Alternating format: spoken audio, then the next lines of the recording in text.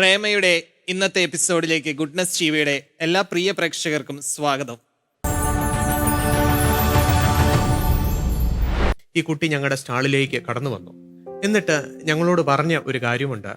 ഞാനും ഈ സ്റ്റാളിൻ്റെ ഈ പ്രവർത്തനത്തിൽ, പ്രൊലൈഫിൻ്റെ ഈ പ്രവർത്തനത്തിൽ പങ്കുപറ്റിക്കോട്ടെ. എന്നെ ആരെങ്കിലും കുറ്റപ്പെടുത്തുമ്പം എൻ്റെ നേരെ ആളുകൾ ഇങ്ങനെ ശകാര വർഷങ്ങൾ നടത്തുമ്പം നമ്മൾ ശാന്തത പുലർത്തണമെങ്കിൽ അത് ദൈവികമാണ്. അപ്പോൾ നമ്മുടെ ജീവിതത്തിലേക്ക് ഒന്ന് തിരിഞ്ഞു നോക്കുക. ചില സമയത്ത് നമ്മൾ ഒത്തിരിയേറെ പറയുന്നതിലല്ല, മറിച്ച് ഒന്ന് നിശബ്ദമായിട്ട് മറ്റുള്ളവരെ കേൾക്കുമ്പോൾ, അല്ലെങ്കിൽ നിശബ്ദമായിട്ട് മറ്റുള്ളവർക്ക് മൗനമായിട്ടൊന്ന് വിട്ടുകൊടുക്കുമ്പോൾ അവിടെ ഒരു അത്ഭുതം ഉണ്ടാവുന്നു. അപ്പോൾ ഈശോ അന്ന് മൗനം പാലിച്ചില്ലായിരുന്നെങ്കിൽ പീലാത്തോസ് പറയുന്നുണ്ട്, നീ എന്തെങ്കിലും ഒരു മറുപടി പറ. പക്ഷെ ഇവനൊരു മറുപടിയും പറയുന്നില്ല. ചിലപ്പോൾ ഇവൻ മറുപടി പറഞ്ഞിരുന്നെങ്കിൽ പീലാത്തോസ് തന്നെ പറയും, ദേ പിൻവാതിൽ തുറന്നു കിടപ്പുണ്ട്, നിനക്ക് അതിലൂടെ രക്ഷപ്പെട്ടു പോവാം, കാരണം നീ ഒരു തെറ്റും ചെയ്തിട്ടില്ല. റേമ എന്ന് വെച്ചാൽ വചന വിചിന്തനമാണ്. ദൈവവചനം എപ്രകാരം നമ്മുടെ ജീവിതത്തിൽ ഫലം പുറപ്പെടുവിക്കുന്നു എന്നാണ് നമ്മൾ ചിന്തിക്കുന്നത്. ഇന്നത്തെ ഈ എപ്പിസോഡിലെ നമ്മുടെ പ്രിയ വൈദികരെ നമുക്കൊന്ന് പരിചയപ്പെടാം. ആദ്യമായി ഞാൻ ഫാദർ ജോസ് തയ്യിൽ, കാലിച്ചാനടുക്കം കാസർഗോഡുള്ള ഞങ്ങളുടെ വിൻസെൻഷ്യൻ മൈനർ സെമിനാരിയിൽ വൈസ് റെക്ടറായിട്ട് സേവനം ചെയ്യുന്നു. അച്ഛൻ ഫാദർ ജോസഫ് ഓണാട്ട്. അച്ഛൻ പത്തനംതിട്ടയിട്ടുള്ള ഞങ്ങളുടെ വൃദ്ധമന്ദിരത്തിൻ്റെ ഡയറക്ടറായി സേവനം ചെയ്യുന്നു. Father Justin Kappalumakkan. അച്ഛൻ കോട്ടയം പ്രൊവിൻഷ്യൽ ഹൗസിൽ സേവനം ചെയ്യുന്നു. ഫാദർ ജിസ്മോൻ മാടശ്ശേരി.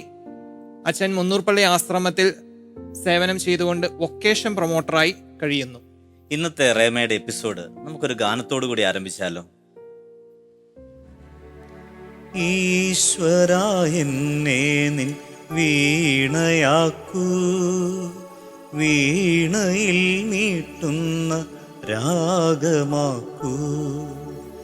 ഈശ്വരാ എന്നെ നിൻ വീണയാക്കൂ, വീണയിൽ മീട്ടുന്ന രാഗമാക്കൂ. ഈശ്വരാ എന്നെ നിൻ ശബ്ദമാക്കൂ, ശബ്ദതരംഗിത ഗാനമാക്കൂ. ഈശ്വരാ എന്നെ നിൻ ശബ്ദമാക്കൂ, ശബ്ദതരംഗിത ഗാനമാക്കൂ. കുഞ്ഞുനാളില് നമ്മുടെ സ്കൂളിലെയൊക്കെ അസംബ്ലിയിൽ പാടിക്കേട്ടിട്ടുള്ള ഒരു ഗാനമാണ്. ഇന്ന് ഞാൻ സംസാരിക്കുന്നതെല്ലാം മധുരമായിട്ട് പകർത്തണമെന്നൊക്കെ ആഗ്രഹിക്കുന്നതാണ്. പ്രഭാതത്തില് നമ്മൾ പ്രാർത്ഥിക്കേണ്ട ഒരു പ്രാർത്ഥനയാണ്, ദൈവമേ ആരെയും നോവിക്കാതെ, ആരെയും വേദനിപ്പിക്കാതെ ഇന്നത്തെ ദിവസം കടന്നു പോകണം. പലപ്പോഴും കണ്ടുമുട്ടുന്ന വ്യക്തികളൊക്കെ ചിലപ്പോഴെങ്കിലും പരാതിയായിട്ട്, വിഷമമായിട്ടൊക്കെ പറയുന്നത് കൂടെ ജീവിക്കുന്ന മനുഷ്യർ തന്നെ ഏതെങ്കിലും വിധേനയൊക്കെ പ്രതിസന്ധികളായിട്ടൊക്കെ മാറിയിട്ടുണ്ടെന്നാണ്, അവരുടെ വാക്കുകൾ മുറിപ്പെടുത്തിയിട്ടുണ്ടെന്നുള്ളതാണ്. അത് പലരെയും ഒത്തിരി വേദനിപ്പിച്ചിട്ടുണ്ട്, മുറിപ്പെടുത്തിയിട്ടുണ്ട്. എന്നാൽ ഈശോയുടെ വചനം മുറിപ്പെടുത്തുന്നതല്ല, മുറിവുണക്കുന്നതാണ്. അനേകരുടെ ജീവിതത്തിൽ മുറിവുണക്കുന്ന വാക്കുകളായിരുന്നു ഈശോയുടെ വചനങ്ങൾ. ഈശോയുടെ അടുക്കിലേക്ക് വന്നവരെല്ലാം സന്തോഷത്തോടുകൂടി കടന്നുപോയി. അതാണ് വചനത്തിൻ്റെ പ്രത്യേകത. ഈശോ അന്ന് പറഞ്ഞ വചനം ഇന്നും അനേകരുടെ ജീവിതത്തിൽ മുറിവുണക്കുന്ന നല്ല തൈലമായിട്ട് മാറുന്നുണ്ട്. ഇത്രത്തോളം നന്മയുള്ള ഈശോ, ഇത്രത്തോളം ശക്തിയുള്ള ഈശോയുടെ വചനം ഇന്നും ജീവിക്കുന്നുണ്ട്. അത് സജീവമായിട്ട് തന്നെ നിലനിൽക്കുന്നു. എന്നാൽ ഈശോയുടെ നിശബ്ദതയ്ക്കും വലിയ പ്രാധാന്യം ബൈബിളിൽ കൊടുക്കുന്നുണ്ട്.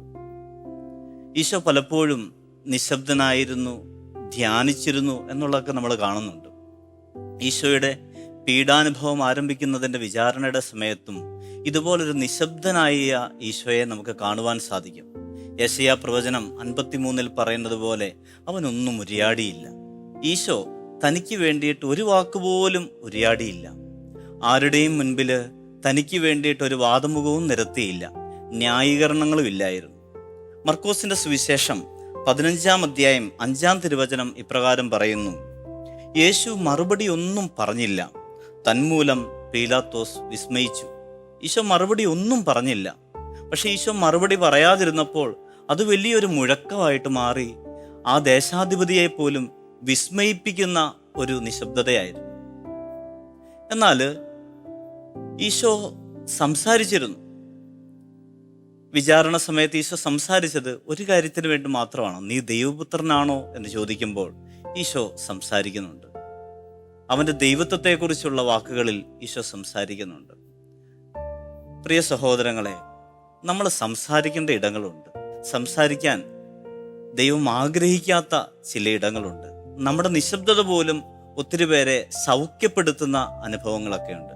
ഇന്നത്തെ നമ്മുടെ വചന വിചിന്തനത്തിൽ നമുക്ക് പ്രത്യേകമായിട്ട് ഈ ഒരു വചനം, ഈശോയുടെ നിശബ്ദതയും അതുപോലെ തന്നെ ഈശോയുടെ മധുരതരമായിട്ടുള്ള വാക്കുകളും ഒക്കെ ധ്യാനിക്കാം. നമ്മുടെ കുടുംബജീവിതങ്ങളൊക്കെ അല്പം കൂടെ മധുരമായി മാറട്ടെ. നമ്മളായിരിക്കുന്ന ഇടങ്ങളിൽ നമ്മൾ സംസാരിക്കുന്നതൊക്കെ ഒത്തിരി അനുഗ്രഹമായിട്ട് മാറട്ടെ. കൊളോസ്യർക്കുള്ള ലേഖനം 4-ാം അധ്യായം 6-ാം തിരുവചനം, നിങ്ങളുടെ സംസാരം എപ്പോഴും കരുണാമിശ്രണവും ഹൃദ്യവുമായിരിക്കട്ടെ. ഓരോരുത്തരോടും എങ്ങനെ മറുപടി പറയണമെന്ന് നിങ്ങൾ മനസ്സിലാക്കണം. പ്രിയ സഹോദരങ്ങളെ, എല്ലാവരോടും എങ്ങനെയാണ് മറുപടി പറയേണ്ടത്? ചിലപ്പോൾ ചില കാര്യങ്ങൾ നമ്മൾ മറുപടി പറയണം, എന്നാൽ ചിലപ്പോൾ നമ്മൾ നിശബ്ദത പാലിക്കേണ്ടതുണ്ട്. അങ്ങനെ നമ്മുടെ കുടുംബജീവിതം, നമ്മുടെ സമൂഹ ജീവിതം മധുരമാകുവാൻ വേണ്ടിയിട്ട് ദൈവം ആഗ്രഹിക്കുന്നുണ്ട്. ഇന്നത്തെ നമ്മുടെ വിചിന്തനത്തിൽ നമുക്ക് അങ്ങനെ ഒന്ന് ചിന്തിച്ചാലോ?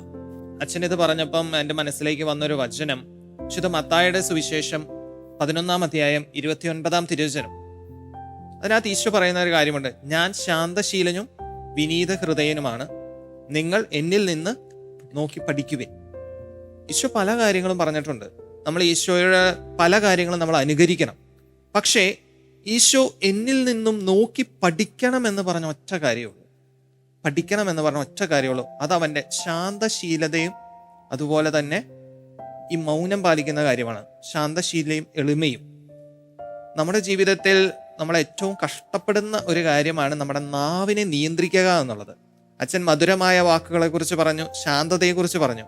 നമുക്കറിയാം, നാവിലുണ്ടാകുന്ന ഒരു മുറിവ് നമുക്ക് ഉണക്കാം. ഒരു മരുന്ന് കഴിച്ചാൽ മതി, അല്ലെങ്കിൽ ഉപ്പുവെള്ളം ഒന്ന് നമ്മൾ കവിൾക്കൊണ്ടാൽ മതി, നമുക്ക് നാവിൽ മുറിവ് ഉണക്കാം. പക്ഷെ നാവ് കൊണ്ടുണ്ടാകുന്ന മുറിവ് നമുക്ക് ഉണക്കാൻ അത്ര എളുപ്പമല്ല. ഇന്ന് പലരെയും ഈ നാവ് കൊണ്ട് നമ്മൾ പലരെയും മുറിപ്പെടുത്താറുണ്ട്. നമ്മുടെ കുടുംബങ്ങൾ പലപ്പോഴും തകരാനുള്ള ഒരു കാരണം ഈ നാവ് കൊണ്ടുണ്ടാക്കുന്ന മുറിവാണ്. അപ്പൊ നമ്മുടെ ജീവിതത്തിൽ ഈശോയ്ക്ക് അറിയാം ഈ ശാന്തതയ്ക്ക് വലിയ സ്ഥാനമുണ്ട്. ഈശോയ്ക്ക് ഈ അച്ഛനിപ്പം ഈശോയുടെ പീഡാസഹനത്തിന്റെ ആ വേളയെ കുറിച്ച്, ശാന്തതയെ കുറിച്ചൊക്കെ പറയുന്നത്. ഈശോയ്ക്ക് വേണമെങ്കിൽ തർക്കിക്കാമായിരുന്നു. കാരണം എന്താന്ന് വെച്ചാൽ 12-ാം വയസ്സിൽ എല്ലാ നിയമജ്ഞരെയും അവൻ വാക്കുകൊണ്ട് തർക്കിച്ച് ജയിച്ചവനാണ്.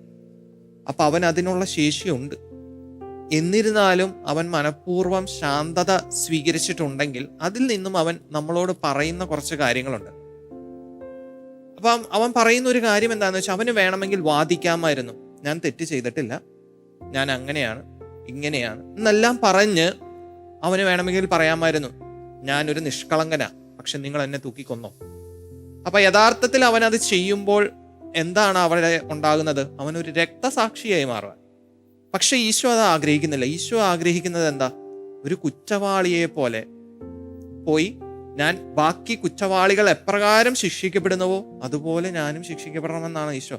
ഒരു കുറ്റവാളിയുടെ പരിവേഷമാണ് അവൻ അവിടെ ആഗ്രഹിക്കുന്നത്. അതുകൊണ്ടാണ് അവൻ തർക്കിച്ചില്ല, ആരുടെ അടുത്തും ജയിക്കാൻ ശ്രമിച്ചില്ല. അപ്പോൾ ശാന്തതയ്ക്ക് ജീവിതത്തിൽ വലിയ പ്രാധാന്യമുണ്ട് എന്നാണ് ഇത് കാണിക്കുന്നത്. അധികം സംസാരിച്ചില്ലെങ്കിലും silence speaks more than words, ചിലപ്പോൾ നമ്മൾ അങ്ങനെ പറയാറുണ്ട്. അപ്പൊ ശാന്തതയ്ക്ക് നമ്മുടെ എല്ലാം ജീവിതത്തിൽ സ്ഥാനമുണ്ട്. ഞാനൊരു അനുഭവം എൻ്റെ മനസ്സിലേക്ക് പെട്ടെന്ന് കടന്നു വരികയായിരുന്നു. ഇപ്രകാരമാണ്, ഈ കോളേജിൽ പഠിച്ചുകൊണ്ടിരുന്ന കാലഘട്ടങ്ങളിൽ ജീസസ് യൂത്തിൻ്റെ പ്രവർത്തനങ്ങളിലൊക്കെ പങ്കുപറ്റാൻ സാധിച്ചിട്ടുണ്ട്. അങ്ങനെ ഈ കോളേജിൻ്റെ പ്രവർത്തനങ്ങളിൽ, ജീസസ് യൂത്തിൻ്റെ പ്രവർത്തനങ്ങളിൽ ഇങ്ങനെ പ്രവർത്തനത്തിൻ്റെ ഭാഗമായി മുൻപോട്ട് നീങ്ങുമ്പോൾ എന്നെ അത്ഭുതപ്പെടുത്തിയ ഒരു സംഭവമുണ്ട്. ഈ കോളേജിൽ ഫെസ്റ്റ് ഒക്കെ വരുന്നുണ്ടല്ലോ. ഈ ഫെസ്റ്റിൻ്റെയൊക്കെ ഭാഗമായിട്ട് കോളേജിൽ ഈ പ്രോലൈഫിൻ്റെ സ്റ്റാളുകൾ ജീസസ് യൂത്തുകാർ സ്ഥാപിക്കാറുണ്ട്. ഒരുപാട് കുട്ടികൾ, യുവജനങ്ങൾ ഈ സ്റ്റാളിലൂടെ കടന്നു പോകാറുണ്ട്. നമുക്കറിയാം, ഈ ഒരു കാലഘട്ടത്തിൽ അബോർഷനെതിരായി സംസാരിക്കുമ്പോഴും സഭയുടെ നിലപാടുകൾ ലോകത്തോട് വ്യക്തമാക്കുമ്പോഴും ഒരുപാട് തർക്കത്തിന് ഇടയാക്കുന്ന സാഹചര്യം ഉണ്ടാകാറുണ്ട്. അതോടൊപ്പം തന്നെ നമ്മുടെ കുടുംബജീവിതത്തിലേക്ക് ഒരുപാട് കുട്ടികളെ സ്വീകരിക്കണമെന്ന് നമ്മൾ പ്രോത്സാഹിപ്പിക്കുന്ന ഈ യുവജനങ്ങളുടെ മുമ്പിൽ ഈ ഒരു ലോകം തുറന്നു വയ്ക്കുമ്പോൾ തീർച്ചയായിട്ടും തർക്കത്തിന് ഇടയാക്കാനുള്ള ഒരുപാട് സാഹചര്യങ്ങളുണ്ട്. അങ്ങനെ ഇരിക്കെ ഒരു സ്ത്രീ, ഒരു കുട്ടി പഠിച്ചുകൊണ്ടിരുന്ന കാലഘട്ടത്തിൽ ഈ സ്റ്റാളിലൂടെ കയറിപ്പോയത് ഞാൻ ഓർക്കുന്നുണ്ട്. ഒരു ഹൈന്ദവ മതസ്ഥയായിരുന്നു. ഞങ്ങളുടെ ഈ സ്റ്റാളിലൂടെ കയറിപ്പോയി, ആരോടും ഒന്നും സംസാരിച്ചില്ല. എന്നാൽ അവിടെ ഉണ്ടായിരുന്ന പിക്ചറുകൾ, അവിടെ എഴുതി വെച്ചിരുന്ന വാക്യങ്ങൾ, ഇങ്ങനെയെല്ലാം ഈ സ്ത്രീ കണ്ട് കണ്ട് കണ്ട് ഈ സ്റ്റാളിലൂടെ കരഞ്ഞുകൊണ്ട് പുറത്തേക്ക് ഇറങ്ങുന്നത് അത്ഭുതത്തോടു കൂടി നോക്കിയിരുന്നിട്ടുണ്ട്. ഞങ്ങൾ പരസ്പരം ചോദിച്ചു, നമ്മുടെ കോളേജിൽ പഠിക്കുന്ന ഒരു കുട്ടിയാണ്, ഒന്ന് കണ്ട് സംസാരിക്കണം, കാരണം ഈ സ്റ്റാളിലൂടെ കടന്നുപോയപ്പോൾ ഇത് കരഞ്ഞുകൊണ്ടാണ് ഇറങ്ങിപ്പോയത്. അങ്ങനെ ഇരിക്കെ പിറ്റേ ദിവസം ഞങ്ങളെ അത്ഭുതപ്പെടുത്തി ഈ കുട്ടി ഞങ്ങളുടെ സ്റ്റാളിലേക്ക് കടന്നു വന്നു. എന്നിട്ട് ഞങ്ങളോട് പറഞ്ഞ ഒരു കാര്യമുണ്ട്, ഞാനും ഈ സ്റ്റാളിൻ്റെ ഈ പ്രവർത്തനത്തിൽ, പ്രൊലൈഫിൻ്റെ ഈ പ്രവർത്തനത്തിൽ പങ്കുപറ്റിക്കോട്ടെ. എന്നെ അത്ഭുതപ്പെടുത്തിയത് ഇതാണ്, നമ്മൾ ഒരു വാക്കുപോലും ആ കുട്ടിയോട് സംസാരിച്ചിട്ടില്ല, നമ്മളൊരു കാര്യം പോലും ആ കുട്ടിയോട് പറഞ്ഞു വെച്ചുമില്ല. എങ്കിലും ആ സ്റ്റാളിലൂടെ കടന്നുപോയപ്പോൾ ദൈവത്തിൻ്റെ ഒരു പ്രവർത്തനം അവിടെ ഈ കുട്ടിക്ക് അനുഭവിക്കാൻ സാധിച്ചു. അതിലൂടെ തന്നെ വിശ്വാസത്തിലേക്ക് കടന്നു വരുവാനും ഈ സ്റ്റാളിൻ്റെ ഭാഗഭാഗിയായി, അതോടൊപ്പം 3 വർഷക്കാലം പിന്നീട് ആ കോളേജിൽ പഠിച്ചുകൊണ്ടിരുന്ന മറ്റു 3 വർഷങ്ങളിലും ഇതിൻ്റെ സജീവ പ്രവൃത്തിയായിട്ട് അതിൻ്റെ കൂടെ നിന്നിരുന്ന ഒരു കുട്ടി. ഇത് നമ്മളെ അത്ഭുതപ്പെടുത്തുന്നതാണ്. പലപ്പോഴും തിരുവചനത്തിലേക്ക് ഒന്ന് തിരിഞ്ഞു നോക്കുന്നത് നല്ലതാണ്. ക്രിസ്തുനാഥൻ ദൈവപുത്രനാണെന്ന് ഒരു വിജാതിയൻ ശബ്ദിക്കുന്നത് എപ്പോഴാണ്? അവൻ ശാന്തനായി കുരിശിൽ ആരോടും തർക്കിക്കാതെ മരിച്ചു കഴിഞ്ഞപ്പോൾ ആ കുരിശിൻ ചുവട്ടിൽ നിന്ന് വിജാതിയൻ വിളിച്ചു പറഞ്ഞു, ഇതാ ഈ മനുഷ്യൻ യഥാർത്ഥത്തിൽ ദൈവപുത്രനായിരുന്നു. ബെനഡിക്റ്റ് മാർപ്പാപ്പ പറയുന്ന ഒരു കാര്യമുണ്ട്. ബെനഡിക്റ്റ് മാർപ്പാപ്പ ഒരു സംഭവമായിട്ടാണ് പറയുന്നത്, ഒരു കഥ പോലെ പറയുന്നത്. അപ്പോളോസ് എന്ന ഒരു സന്യാസിയുടെ ജീവിതത്തിൽ സംഭവിച്ച ഒരു കാര്യമാണ്. അപ്പോളോസ് എന്ന സന്യാസി, ആ സന്യാസി ആ ആശ്രമത്തിന്റെ അധിപനായിരുന്നു. ഈ അധിപന്റെ അടുത്തേക്ക് ഒരു സന്യാസിയുടെ വേഷത്തിൽ പിശാച് വേഷം മാറി വരിക. അപ്പം കാണുമ്പം സന്യാസിയാണെന്ന് തോന്നും, കൂടെ ഉള്ള ഒരു സന്യാസിയുടെ വേഷത്തിലാണ് ഈ പിശാച് വരുന്നത്, വേഷം മാറി. ഈ അപ്പോളോസ് എന്ന ആശ്രമ അധിപന്റെ അടുത്തേക്ക് വരുമ്പം ആശ്രമാധിപൻ നോക്കുന്നു, ഓക്കെ സന്യാസിയാണെന്ന് മനസ്സിലാകുന്നു. പക്ഷേ കുറച്ചു കഴിഞ്ഞപ്പം ഈ ആശ്രമ അധിപൻ പറഞ്ഞു, പിശാചെ നീയാണ് വേഷം മാറി വന്നിരിക്കുന്നത് എനിക്ക് മനസ്സിലായി. അപ്പൊ ഈ പിശാച് ചോദിച്ചു, അങ്ങേക്ക് എങ്ങനെ മനസ്സിലായി? ഞാൻ സന്യാസിയല്ല, പിശാചാണ്. അപ്പൊ അപ്പോളോസ് പറയുന്ന ഒരു കാര്യം ഇതാണ്, താങ്കളെ നോക്കിയപ്പം ഞാൻ ഒരു കാര്യം ശ്രദ്ധിച്ചു. താങ്കളുടെ കാലിനൊരു പ്രത്യേകതയുണ്ട്, കാലിൽ മുട്ടില്ല. അതായത് നമുക്കറിയാം മുട്ടിന്റെ എല്ലുണ്ട്, ആ എല്ല് കാണാനില്ല, 2 കാലിലും എല്ലില്ല. അപ്പം നമ്മുടെ ഈ ഹിപ്പ് മുതൽ താഴെ വരെ ഒറ്റ ഒരു വടി പോലെയാ. മുട്ടില്ല എന്നതിന്റെ അർത്ഥം എന്താണ്? ഒരിക്കലും നിങ്ങൾ മുട്ടുകുത്തില്ല. പിശാച് ഒരിക്കലും മുട്ടുകുത്തില്ലെന്നാണ്. നമുക്കറിയാം, ഒരാള് എന്നോട് തർക്കിക്കുമ്പോൾ, എന്നെ കുറ്റപ്പെടുത്തുമ്പോൾ സ്വാഭാവികമായി നമ്മൾ ചെയ്യുന്നത് എന്താ? നമ്മൾ തിരിച്ച് എന്തെങ്കിലും പറയും, ഞാൻ എന്നെ ന്യായീകരിക്കും. അതാണ് നമ്മൾ സ്വാഭാവികമായി ചെയ്യുന്നത്. പക്ഷേ അവിടെ എളിമ എന്നൊരു കാര്യം ഉണ്ടാകണമെങ്കിൽ എന്താ? ഞാൻ യഥാർത്ഥത്തിൽ അവരുടെ മുമ്പിൽ ഒന്ന് മുട്ടുകുത്തണം, ഒന്ന് കുനിയണം. അപ്പൊ പിശാച് ഒരിക്കലും അത് ചെയ്യില്ല, പിശാച് ഒരിക്കലും മുട്ടുകുത്തില്ല. അപ്പോൾ നമ്മൾ തർക്കിക്കുക എന്ന് പറയുന്നത്, അല്ലെങ്കിൽ എന്നെ സ്വയം ന്യായീകരിക്കുക എന്ന് പറയുന്നത് പൈശാചികമാണ്. ചിലപ്പോൾ അത് പൈശാചികമായി മാറും. അപ്പൊ അതുകൊണ്ട് നമ്മൾ എപ്പോഴും മനസ്സിലാക്കേണ്ട ഒരു കാര്യമുണ്ട്, എന്നെ ആരെങ്കിലും കുറ്റപ്പെടുത്തുമ്പം, എൻ്റെ നേരെ ആളുകൾ ഇങ്ങനെ ശകാര വർഷങ്ങൾ നടത്തുമ്പം നമ്മൾ ശാന്തത പുലർത്തണമെങ്കിൽ അത് ദൈവികമാണ്. തിരിച്ച് ഞാൻ അതുപോലെ തന്നെ പറയുന്നുണ്ടെങ്കിൽ അത് പൈശാചികമാണ്. ഇന്നത്തെ ബൈബിൾ വചനത്തിൽ നമ്മൾ കാണുന്നത് അത് തന്നെയാണ്. കാരണം ഈശോ ഇത്രയേറെ കുറ്റങ്ങൾ തൻ്റെ മുന്നിൽ ഇങ്ങനെ നിരത്തിയിട്ടും ഈശോ നിശബ്ദനായിട്ട് നിന്നു എന്നാണ് വചനം പറയുന്നത്. അപ്പോൾ പീലാത്തോസ് വിസ്മയിച്ചു. കാരണം എന്താ? ഇതിനു മുമ്പ് കുറ്റവാളികളെല്ലാം കടന്നു വന്നിട്ടുണ്ട്, അവരുടെയൊക്കെ ഓരോ കാര്യങ്ങൾ നമ്മൾ പറഞ്ഞിട്ടുണ്ട്, പക്ഷെ അവരൊക്കെ പ്രതികരിച്ചു. പക്ഷെ ഈശോയുടെ ഒരു ഗുണം എന്ന് പറയുന്നത്, ഒരു നന്മ എന്ന് പറയുന്നത്, ഒരു ഡിവൈൻ ആസ്പെക്റ്റ് എന്ന് പറയുന്നത് ഇത് തന്നെയാണ്, നിശബ്ദത, മൗനം പാലിക്കുന്നത്. നമ്മുടെ വീട്ടിലേക്ക് ഒന്ന് എടുത്തു നോക്കാം. പണ്ട് കാലത്തൊക്കെ പറയും, 2 പാത്രങ്ങൾ കൂട്ടിമുട്ടുമ്പോൾ അല്ലെങ്കിൽ 2 കൈകൾ കൂട്ടിമുട്ടുമ്പോഴൊക്കെയാണ് ശബ്ദമുണ്ടാവുന്നത് എന്ന് പറയും. നമ്മുടെ വീട്ടിലൊക്കെ ഒന്ന് ചിന്തിക്കാം. ഒരാൾ ഒന്ന് പറഞ്ഞു കഴിയുമ്പോൾ മറ്റാൾ രണ്ട് പറയുന്നു, പിന്നെ അത് ഒത്തിരി വാക്കുകളായി മാറുന്നു, അവസാനം തർക്കമായി മാറുന്നു. ഒരാൾ ഒന്ന് വിട്ടുകൊടുത്തു കഴിഞ്ഞാൽ അവിടെ ഒരു അത്ഭുതമാണ് സംഭവിക്കുന്നത്, അവിടെ ഒരു വിസ്മയമാണ് ഉണ്ടാകുന്നത് എന്ന് ബൈബിൾ നമ്മളെ പഠിപ്പിക്കുകയാണ്.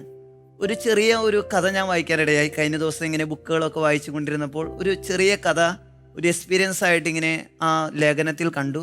അതിപ്രകാരമാണ്. പണ്ട് കാലത്ത് റേഡിയോയിലൊക്കെ ലൈവായിട്ട് പ്രോഗ്രാമൊക്കെ ചെയ്യും. അപ്പോൾ ഇതിൻ്റെ ഇടയ്ക്ക് ഒരു നിശബ്ദത കടന്നു വരും. അപ്പോൾ ഒരു മനുഷ്യൻ ഈ നിശബ്ദതയെ മാത്രം കട്ട് ചെയ്തു വെക്കുമായിരുന്നു. ഇടയ്ക്ക് സമയം കിട്ടുമ്പോൾ ഈ നിശബ്ദത കേട്ടുകൊണ്ടിരിക്കും. എന്നിട്ട് ആ കഥയുടെ അവസാനം പറയുകയാണ്, ചില സമയത്ത് വാക്കുകളേക്കാൾ മുൻതൂക്കമുള്ളത് നിശബ്ദതയ്ക്കാണ്. അപ്പോൾ നമ്മുടെ ജീവിതത്തിലേക്ക് ഒന്ന് തിരിഞ്ഞു നോക്കുക. ചില സമയത്ത് നമ്മൾ ഒത്തിരിയേറെ പറയുന്നതിലല്ല, മറിച്ച് ഒന്ന് നിശബ്ദമായിട്ട് മറ്റുള്ളവരെ കേൾക്കുമ്പോൾ, അല്ലെങ്കിൽ നിശബ്ദമായിട്ട് മറ്റുള്ളവർക്ക് മൗനമായിട്ടൊന്ന് വിട്ടുകൊടുക്കുമ്പോൾ അവിടെ ഒരു അത്ഭുതം ഉണ്ടാകുന്നു. ഒരു രസകരമായ ഒരു കഥയാണ് മനസ്സിലേക്ക് വരുന്നത്. ഒരു ഭർത്താവിൻ്റെ അടുത്ത് ഭാര്യയുടെ ഒത്തിരിയേറെ പ്രതിമകൾ ഇങ്ങനെ നിരത്തി വെച്ചിട്ടുണ്ട്. അപ്പോൾ അതിൻ്റെ ഇടയ്ക്ക് സ്വന്തം ഭാര്യയും കൊണ്ടുവച്ചു. നിനക്കിതിനെ തിരിച്ചറിയാൻ പറ്റുമോ എന്ന് ഭർത്താവിനോട് ചോദിക്കുകയാണ്. രസകരമായ ഒരു കഥ മുന്നോട്ട് പോകുമ്പോൾ ഭർത്താവ് പലതും പറയുന്നു. അവസാനം ഭാര്യയുടെ സൗന്ദര്യത്തെ പറ്റി പറയുന്നു.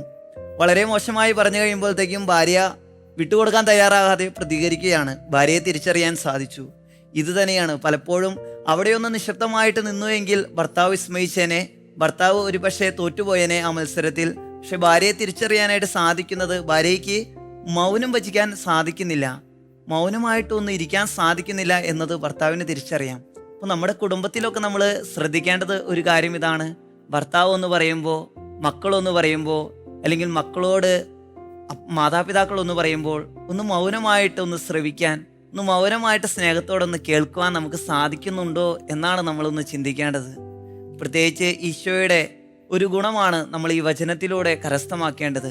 ആരോപണങ്ങൾ നിരത്തും, കുറ്റങ്ങൾ നിരത്തും. അപ്പോൾ നമ്മളൊക്കെ ചിന്തിക്കണം, നമുക്ക് മൗനമായിട്ട് ആ കുറ്റങ്ങളൊന്ന് പ്രതികരിക്കാൻ അല്ലെങ്കിൽ അഭിമുഖീകരിക്കാനായിട്ട് സാധിക്കുന്നുണ്ടോ എന്ന് നമ്മളൊന്ന് ചിന്തിക്കണം. വചനത്തിലെ യെശയ്യാ പ്രവചനത്തിന്റെ ഒരു പൂർത്തീകരണമാണല്ലോ നമ്മുടെ ഈശോയുടെ മൗനം എന്ന് പറയുന്നത്. അതായത് യെശയ്യാ പ്രവചനം 53-ാം അധ്യായത്തിൽ പറയുന്നുണ്ട്, നമ്മുടെ അകൃത്യങ്ങൾക്ക് വേണ്ടി അവൻ മുറിവേൽപ്പിക്കപ്പെട്ടു, നമ്മുടെ അകൃത്യങ്ങൾക്ക് വേണ്ടി അവൻ ക്ഷതമേൽപ്പിക്കപ്പെട്ടു, അവൻ്റെ മേലുള്ള ശിക്ഷ നമുക്ക് രക്ഷ നൽകി. അപ്പോൾ ഈശോ അന്ന് മൗനം പാലിച്ചില്ലായിരുന്നെങ്കിൽ പീലാത്തോസ് പറയുന്നുണ്ട്, നീ എന്തെങ്കിലും ഒരു മറുപടി പറ. പക്ഷെ ഇവനൊരു മറുപടിയും പറയുന്നില്ല. ചിലപ്പോൾ ഇവൻ മറുപടി പറഞ്ഞിരുന്നെങ്കിൽ പീലാത്തോസ് തന്നെ പറയും, ദേ പിൻവാതിൽ തുറന്നു കിടപ്പുണ്ട്, നിനക്ക് അതിലൂടെ രക്ഷപ്പെട്ടു പോവാം, കാരണം നീ ഒരു തെറ്റും ചെയ്തിട്ടില്ല. പക്ഷെ ഈശോ മൗനം പാലിച്ചു. മൗനം പാലിച്ചു കഴിഞ്ഞപ്പോൾ അതാണ് ഈ വചനം പൂർത്തീകരിക്കപ്പെടുന്നത്. അവൻ്റെ മേലുള്ള ശിക്ഷ നമുക്ക് രക്ഷ നൽകി. ഈശോയുടെ അന്നത്തെ മൗനമായിരുന്നു നമുക്ക് രക്ഷയായിട്ട് ഭവിച്ചത്. ഇതുപോലെ തന്നെ കുടുംബജീവിതത്തിലും നമ്മുടെ സമൂഹ ജീവിതത്തിലും നമ്മൾ ചിലപ്പോഴൊക്കെ നല്ല മൗനം പാലിച്ചു കഴിഞ്ഞാൽ, ചിലപ്പോൾ നമ്മുടെ മേലുള്ള ആരോപണങ്ങളായിരിക്കാം, അല്ലെന്നുണ്ടെങ്കിൽ ചില കലപിലകൾ നടക്കുന്ന സ്ഥലങ്ങളിൽ നമ്മുടെ മൗനമായിട്ടുള്ള ഒരു വ്യക്തി ഒത്തിരി പേരുടെ ജീവിതത്തിൽ രക്ഷയ്ക്ക് കാരണമാകും. ഫ്രാൻസിസ് അസീസിയുടെ ജീവിതത്തിലും ഇത് സംഭവിക്കുന്നുണ്ട്. സുവിശേഷ പ്രഘോഷണത്തെ കുറിച്ച് പറയുമ്പോൾ അദ്ദേഹം ഇപ്രകാരമാണ്. ലിയോയുമായിട്ട് നടന്നു പോകുന്ന സമയത്ത് ലിയോ വിചാരിച്ചു ഇപ്പോൾ അവർ വചനം പ്രസംഗിക്കും. അങ്ങനെ പല സ്ഥലങ്ങളും കടന്ന് അവസാനം തിരികെ എത്തുമ്പോൾ ഒരു വാക്ക് പോലും ഉരിയാടാതെയാണ് കടന്നു വന്നത്. ലിയോ ചോദിക്കുന്നുണ്ട്, നമ്മളൊന്നും പ്രസംഗിച്ചില്ലല്ലോ. അപ്പോൾ ഫ്രാൻസിസ് അസീസി പറയുന്നതാണ്, നമ്മുടെ ഈ വസ്ത്രവും നഗ്നമായ നമ്മുടെ പാദവും ശാന്തമായ നമ്മുടെ നടപ്പും, ഇതാണ് ഏറ്റവും വലിയ വചനപ്രഘോഷണം. അപ്പം കുടുംബജീവിതത്തിലൊക്കെയുള്ള ഏറ്റവും വലിയ വചനപ്രഘോഷണം എന്ന് പറയുന്നത് ചിലപ്പോൾ ഈ മൗനം, അല്ലെങ്കിൽ സാരമില്ല. ഇപ്പം എൻ്റെ ജീവിതത്തിൽ പെട്ടെന്ന് ഓർമ്മയിൽ വന്ന ഒരു കാര്യം, എന്നെ പല രീതിയിലും ശിക്ഷിക്കാനോ കുറ്റം വിധിക്കാനോ എൻ്റെ അപ്പന് അവകാശമുണ്ടായിരുന്ന ഒരു തെറ്റ് ഞാൻ ചെയ്തായിരുന്നു. ആളുകൾ അതിനെക്കുറിച്ചൊരു ആരോപണം ഉണ്ടായി. ഞാൻ തിരികെ വീട്ടിൽ ചെന്ന് കഴിഞ്ഞപ്പോൾ നല്ല അടി കിട്ടുമെന്നാണ് പ്രതീക്ഷിച്ചത്. പക്ഷെ അടി കിട്ടുമെന്ന് പ്രതീക്ഷിച്ച് ചെന്ന സമയത്ത് എന്നെ ഒരു രീതിയിലും കുറ്റപ്പെടുത്താതെ സാരമില്ല കേട്ടോ എന്ന് ചാച്ചൻ പറഞ്ഞു കഴിഞ്ഞപ്പോൾ എനിക്കത് വലിയ സന്തോഷമായി. അപ്പം ഇതുപോലെ തന്നെ നമ്മുടെ കുടുംബജീവിതത്തിലും തെറ്റുകൾ ചെയ്യുമ്പോൾ അതേപടി അതിൻ്റെ അനുവാദത്തിൽ ശിക്ഷിക്കാതെ സാരമില്ല എന്ന് പറഞ്ഞ് നമ്മളെ ഒന്ന് ആശ്വസിപ്പിക്കുന്ന മധുരതരമായിട്ടുള്ള വാക്ക്, അത് ഒത്തിരി പേർക്ക് ഹീലിങ്ങിന് കാരണം. അച്ഛൻ ഫ്രാൻസിസ് അസിസിയെ കുറിച്ചൊക്കെ പറയുമ്പോൾ എൻ്റെ മനസ്സിലേക്ക് വരുന്ന മറ്റൊരു വചനം ഏതാന്ന് വെച്ചാൽ വിശുദ്ധ മത്തായിയുടെ സുവിശേഷം 5-ാം അധ്യായം 5-ാം തിരുവചനം. ശാന്തശീലർ ഭാഗ്യവാന്മാർ, എന്തെന്നാൽ അവർ ഭൂമി കൈവശപ്പെടുത്തും അവകാശമാകും. ഈ ഫ്രാൻസിസ് അസിസി ഇന്ന് ലോകം അറിയപ്പെടുന്ന ഒരു വിശുദ്ധനാണ്, ഒരു ശാന്തശീലനായിരുന്നു. മറ്റു വിശുദ്ധരെ എടുത്തു നോക്കിക്കോ. നമ്മുടെ സഭയുടെ സ്വർഗീയ മധ്യസ്ഥനായ വിശുദ്ധ വിൻസെന്റ് പോൾ. വിശുദ്ധ വിൻസെന്റ് പോളിന്റെ ജീവിതത്തിൽ നമുക്ക് എല്ലാവർക്കും അറിയാം ഒരു സംഭവം എന്താ. ഒരമ്മ ഒരു കസേര എടുത്ത് വിൻസെന്റ് പോളിന്റെ മുഖത്തേക്ക് എറിയുന്നുണ്ട്. അപ്പൊ വിൻസെന്റ് പോളിന്റെ മുഖത്ത് കസേര വന്ന് വീഴുമ്പം മുഖം പൊട്ടി ചോര ഒഴുകുമ്പം വിൻസെന്റ് പോൾ പറയുന്ന മറുപടി എന്താ? ഒരു അമ്മയുടെ സ്നേഹം, മകനോടുള്ള സ്നേഹം. ഫ്രാൻസിസ് ഡി സാലസിനെ കുറിച്ച് പറയുന്നത് ക്ഷിപ്രകോപിയായിരുന്നു എന്നാ പറയുന്നത്. പക്ഷെ പിന്നീട് ഏറ്റവും ശാന്തമായ ഒരു മനുഷ്യനായി മാറുന്നു. ബൈബിളിലേക്ക് നോക്കിയ മോശ ക്ഷിപ്രകോപിയായിരുന്നു, ഒരാളെ കൊന്നു. മലമുകളിൽ നിന്ന് 10 കൽപ്പനകളുമായിട്ട് താഴേക്ക് വരുമ്പം ഇവിടെ കാളയെ ആരാധിക്കുന്ന കണ്ടപ്പോ എന്താ ചെയ്യുന്നത്? കൽപ്പനകൾ എതിർത്ത് എറിഞ്ഞു പൊട്ടിക്കുന്ന മനുഷ്യനെ കുറിച്ച് പിന്നീട് പറയുന്നത് ഏറ്റവും ശാന്തമുള്ള ഒരു മനുഷ്യനെന്നാണ്. മദർ തെരേസ കൈകളിൽ തുപ്പിയപ്പം എനിക്കുള്ളത് തന്നു, എൻ്റെ മക്കൾക്കുള്ളത് കൂടി തരാൻ ശാന്തത. മഹാത്മാഗാന്ധി ശാന്തതയുള്ള ഒരു മനുഷ്യനായിരുന്നു. അപ്പൊ ലോകം കീഴടക്കുന്നത് ഈ ശാന്തമായ ആളുകളാ. നമ്മൾ പലപ്പോഴും ചെയ്യുന്നത് എന്താ? ആരെങ്കിലും നമ്മൾക്കെതിരെ ശകാര വർഷം നടത്തുമ്പം എന്നെ ന്യായീകരിക്കാൻ വേണ്ടി ഞാൻ തിരിച്ചും കുറെ കാര്യങ്ങൾ പറയുക. ഞാൻ തെറ്റ് ചെയ്തിട്ടില്ല, അപ്പൊ എനിക്ക് എന്നെ ന്യായീകരിച്ചുകൂടെ എന്നാണ് നമ്മൾ ചിന്തിക്കുന്നത്. പക്ഷെ അവിടെ ഒരു ദൈവിക പദ്ധതി ഉണ്ടെന്ന് നമ്മൾ മനസ്സിലാക്കണം. അതിന് നമ്മൾ നോക്കേണ്ടത് സാമുവേൽ പ്രവാചകന്റെ 2-ാം പുസ്തകം 16-ാം അധ്യായത്തിൽ നമ്മൾ ദാവീദിനെയും ഷെമ്മായെയും കാണുന്നുണ്ട്. സാവൂളിന്റെ കുടുംബത്തിലുള്ള എല്ലാവരും വധിക്കപ്പെടുക.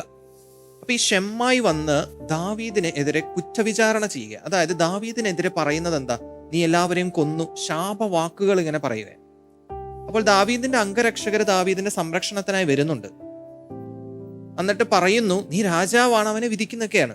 പക്ഷെ ദാവീദ് ഒന്നും മിണ്ടുന്നില്ല. ദാവീദ് പറയുന്ന ഒരു കാര്യം എന്താന്ന് വെച്ചാൽ 10-ാം തിരുവചനം, ദാവീദിനെ ശപിക്കുക എന്ന് കർത്താവ് കൽപ്പിച്ചിട്ടാണ് അവനത് ചെയ്യുന്നതെങ്കിൽ അരുതെന്ന് പറയുവാൻ ആർക്ക് കഴിയും? അതെ, കർത്താവ് കൽപ്പിച്ചതുകൊണ്ട് അത്രേ അവൻ ശപിക്കുന്നത്. കർത്താവ് എന്റെ കഷ്ടത കണ്ട് അവന്റെ ശാപത്തിന് പകരം എന്നെ അനുഗ്രഹിച്ചേക്കും. കണ്ടോ, കർത്താവാണ് ആഗ്രഹിക്കുന്നതെങ്കിൽ ആ ശാപവാക്കുകൾ വരട്ടെ, ഞാൻ ആരാണ് അത് തടസ്സപ്പെടുത്താൻ? അപ്പോൾ ആരെങ്കിലും എന്നെ കുറ്റപ്പെടുത്തുന്നു, എനിക്കെതിരെ തെറ്റായ കാര്യങ്ങൾ ഉണർത്തുന്നുണ്ടെങ്കിൽ അതൊരു ദൈവിക പദ്ധതിയാണെങ്കിൽ ഞാൻ ആരാണ് അത് തടസ്സപ്പെടുത്താൻ? കർത്താവിന്റെ ശക്തമായ കരത്തിന് കീഴിൽ താഴ്മയോടെ നിൽക്കുവിൻ, തക്ക സമയത്ത് അവിടെ നമ്മളെ ഉയർത്തിക്കൊള്ളും. അച്ഛൻ യെശയ്യാ പ്രവാചകന്റെ പുസ്തകത്തിൽ നിന്നും കോട്ട് ചെയ്തപ്പോൾ എന്റെ മനസ്സിലേക്ക് കടന്നു വന്ന ഒരു ചിന്ത, നമ്മൾ യെശയ്യാ പ്രവാചകന്റെ പുസ്തകം 53-ാം അധ്യായം 7-ാം വാക്യം ഒന്ന് ധ്യാനിക്കുന്നത് ഉചിതമായിരിക്കും. പ്രകാരമാണ് എഴുതിപ്പെട്ടിരിക്കുന്നത്: അവൻ മർദ്ദിക്കപ്പെടുകയും പീഡിപ്പിക്കപ്പെടുകയും ചെയ്തു, എങ്കിലും അവൻ ഉരിയാടിയില്ല. കൊല്ലാൻ കൊണ്ടുപോകുന്ന കുഞ്ഞാടിനെ പോലെയും രോമം കത്തിരിക്കുന്നവരുടെ മുമ്പിൽ നിൽക്കുന്ന ചെമ്മരിയാടിനെ പോലെയും അവൻ മൗനം പാലിച്ചു. നമുക്കറിയാം, നമ്മൾ തിയോളജിയും ദൈവശാസ്ത്രവും എല്ലാം പഠിച്ചപ്പോൾ നമ്മളോട് പറഞ്ഞു വെച്ചതാണ് മെസ്സിയാനിക് പ്രൊഫസീസ്. മിശിഹ എന്ന് പറയുന്ന അവരുടെ രക്ഷകൻ രാജാവ് അവതരിക്കുമ്പോൾ അവനെ തിരിച്ചറിയാനായിട്ട് ഇസ്രായേലിന് മുൻകൂട്ടി ദൈവം കൊടുത്തിരിക്കുന്ന പ്രവചനങ്ങളാണ് ഇതെല്ലാം. ആ പ്രവചനങ്ങളുടെ ഒരു ഭാഗമാണ് മിശിഹ ബത്ലഹേമിൽ ജനിക്കുന്നു എന്ന് പ്രവചനങ്ങളിൽ പറഞ്ഞിരിക്കുന്നു. അത് അതേപടി നിറവേറുന്നു. അതുപോലെ തന്നെ മിശിഹ കടന്നു വരുമ്പോൾ അവനെ തിരിച്ചറിയാൻ ദൈവം മുൻകൂട്ടി നൽകിയിരിക്കുന്ന ഒരു ദൈവീക പുണ്യമാണ് അവൻ ശാന്തനായിരിക്കും എന്നുള്ളത്. അവൻ പീഡിപ്പിക്കപ്പെടുമ്പോഴും അവനെ കൊല്ലാൻ കൊണ്ടുപോകുമ്പോഴും അവൻ ഒരു വാക്കുപോലും ഉരിയാടുകയില്ല. നമ്മുടെ ഓരോരുത്തരുടെയും ജീവിതത്തില്, കുടുംബജീവിതങ്ങളില്, വ്യക്തിപരമായ ജീവിതങ്ങളില് നമ്മളിലുള്ള ആ ദൈവീക സ്വഭാവം തിരിച്ചറിയുന്നത് എപ്പോഴും ഈ ശാന്തത എന്ന പുണ്യം ചേർത്ത് പിടിക്കുമ്പോഴാണ്. അതിനാണ് തിരുവചനവും ഈ പ്രവചനങ്ങളും പ്രാധാന്യം കൊടുക്കുന്നതും യേശുവിന്റെ ജീവിതത്തിൽ നിറവേറുന്നതായി നമ്മൾ കാണുന്നതും. ജോൺ പോൾ 2-ാമൻ മാർപ്പാപ്പയെ അഗാഖാൻ വെടിവെച്ചു. പക്ഷെ ജോൺ പോൾ മാർപ്പാപ്പ ഒന്നും പറഞ്ഞില്ല. പക്ഷേ നമ്മുടെ ഒരു പൂർവ്വ മുഖ്യമന്ത്രിയെ ആളുകൾ കല്ലെറിഞ്ഞപ്പോൾ അവർക്കെതിരെ കേസ് കൊടുത്തു. എന്നിട്ട് പറഞ്ഞൊരു കാര്യമുണ്ട്, ക്ഷമിക്കുക എന്നുള്ളത് ദൈവികതയും കേസ് കൊടുക്കുക എന്നുള്ളത് മാനുഷികവുമാണ്. അപ്പൊ ശാന്തത നമ്മുടെ ജീവിതത്തിൽ ഉണ്ടാകണം. ഞാൻ ആദ്യത്തെ പറഞ്ഞ ഒരു കാര്യമുണ്ട്, ഈശോയുടെ ജീവിതത്തിൽ നിന്നും ഈശോ പറഞ്ഞ ഒരു കാര്യമാണ് നോക്കി പഠിക്കുക. ഒറ്റ കാര്യമേ പറഞ്ഞുള്ളൂ, ഹൃദയശാന്തതയും എളിമയും. നമ്മുടെ ജീവിതത്തിൽ നമ്മൾ ഒരു പ്രാർത്ഥനയാക്കി മാറ്റേണ്ട ഒരു കാര്യമാണ് എന്ത്? ഹൃദയശാന്തതയും എളിമയും ഉള്ള ഈശോയെ എൻ്റെ ഹൃദയം നിന്റെ തിരുഹൃദയം പോലെയാക്കി മാറ്റണമേ. ഇന്ന് പല കുടുംബങ്ങളിലും സമാധാനമില്ലാത്തതിന് ഒരു കാരണം എന്താ? ഈ ശാന്തതയില്ല എന്നുള്ളതാ. അല്ലെങ്കിൽ എളിമപ്പെടാൻ സാധിക്കില്ല. അല്ലെങ്കിൽ ഓണാട്ടച്ഛൻ ആദ്യം പറഞ്ഞതുപോലെ മധുരമായ വാക്കുകൾ ആരും പറയുന്നില്ല. കുറ്റപ്പെടുത്തുമ്പം എല്ലാവരും അതിനോട് ചേർന്ന് ഒരു കുറ്റം കൂടി പറയാതെ ഒരു മധുരമായ ഒരു വാക്ക് പറഞ്ഞാൽ അത് അനേകർക്ക് സൗഖ്യം കൊണ്ടുവരും. മറ്റുള്ളവരെ വളർത്തുന്ന വാക്കുകളായിരിക്കണം നമ്മൾ പറയുന്നത്. ഈ കുറ്റപ്പെടുത്തുന്നത് കൊണ്ട് അവരെ നമ്മൾ കുറ്റപ്പെടുത്തുമ്പം അവരും താന്നു പോകുന്നു, നമ്മളും താന്നു പോകുന്നു. കാരണം നെഗറ്റീവ് എനർജിയാണ് അവിടെ വരുന്നത്. അപ്പൊ മൊത്തത്തിലൊരു നെഗറ്റിവിറ്റിയാണ് അവിടെ. പക്ഷേ എല്ലാവരും ഒരു കുറ്റപ്പെടുത്തലുകൾ നടത്തുമ്പം ഞാനൊരു നല്ല കാര്യം പറയുമ്പം ചിലപ്പം ആ വ്യക്തിക്ക് അതിൽ നിന്ന് എന്തെങ്കിലും മാറ്റമുണ്ടാകും. അവിടെ ഒരു പോസിറ്റീവ് എനർജി കടന്നു വരികയാണ്. ഈ റേമയുടെ എപ്പിസോഡ് അവസാനിക്കുമ്പം എൻ്റെ പ്രിയ പ്രേക്ഷകരോട് പറയാനുള്ള ഒരു കാര്യം ഇതാ: ഈ ഒരാഴ്ചക്കാലം നമ്മുടെ ജീവിതത്തിൽ ശാന്തതയ്ക്കൊരു വലിയ സ്ഥാനം കൊടുക്കുക. അതോടൊപ്പം തന്നെ മധുരമായ വാക്കുകൾ പറയാൻ നമ്മൾ ശ്രമിക്കണം. എല്ലാവരും കുറ്റപ്പെടുത്തുമ്പം നമുക്ക് ശാന്തത പ്രാവർത്തികമാക്കാൻ നോക്കാം. അതുപോലെ തന്നെ എല്ലാവരും കുറ്റപ്പെടുത്തുമ്പോൾ ഞാൻ അതുപോലെ കുറ്റപ്പെടുത്താതെ മനോഹരമായ ഒരു വാക്ക് പറയാൻ ശ്രമിക്കാം. ഒരു പ്രാക്ടിക്കൽ ആപ്ലിക്കേഷൻ, ഈ വചനം നമ്മുടെ ജീവിതത്തിൽ നമുക്കൊന്നൊരു പ്രാക്ടിക്കൽ ആപ്ലിക്കേഷൻ നടത്താം. ഈ ഒരാഴ്ചക്കാലം ഒന്ന് ശ്രമിച്ചു നോക്ക്. എല്ലാവരും ദേഷ്യപ്പെടുമ്പം, അല്ലെങ്കിൽ എന്നെ ആരെങ്കിലും കുറ്റപ്പെടുത്തുമ്പം, എൻ്റെ അടുത്ത് ദേഷ്യപ്പെടുമ്പം ഞാൻ നിശബ്ദനായിരിക്കുക. എനിക്ക് ദേഷ്യമുള്ള വ്യക്തികളൊക്കെ ഉണ്ടാവാം, എൻ്റെ കുടുംബത്തിലുണ്ടാകാം, സമൂഹത്തിലുണ്ടാകാം. ഒരു നല്ല വാക്ക് അവരെ കുറിച്ച് പറയാൻ ഞാൻ ശ്രമിക്കുക. നമ്മൾ അങ്ങനെ ഒരു നല്ല വാക്ക് പറയുമ്പം നമ്മുടെ ജീവിതത്തിൽ ഒരുപാട് കൃപകൾ കടന്നു വരും. ക്രിസ്തുവിന്റെ ശിഷ്യൻ എപ്രകാരമാണ് അറിയപ്പെടുന്നതെന്ന് അച്ഛൻ നമുക്ക് പറഞ്ഞു തന്നു. ശാന്തതയാണ് ക്രിസ്തു ശിഷ്യന്റെ വലിയൊരു ഗുണം. അപ്പം ക്രിസ്തു ശിഷ്യനാണെന്ന് മനസ്സിലാകണമെങ്കിൽ ശാന്തത ജീവിതത്തിൽ ഉണ്ടാകണം. ഈ ശാന്തതയും മധുരമായ വാക്കുകളും ഈ ഒരാഴ്ചക്കാലം നമ്മുടെ ജീവിതത്തിൽ ഉണ്ടാകാൻ വേണ്ടി ഞങ്ങൾ പ്രാർത്ഥിക്കുന്നു. റേമയുടെ മറ്റൊരു എപ്പിസോഡിൽ കാണുന്നത് വരെ എല്ലാവർക്കും നല്ലൊരാഴ്ച ആശംസിക്കുന്നു. ഈശോ എല്ലാവരെയും അനുഗ്രഹിക്കട്ടെ.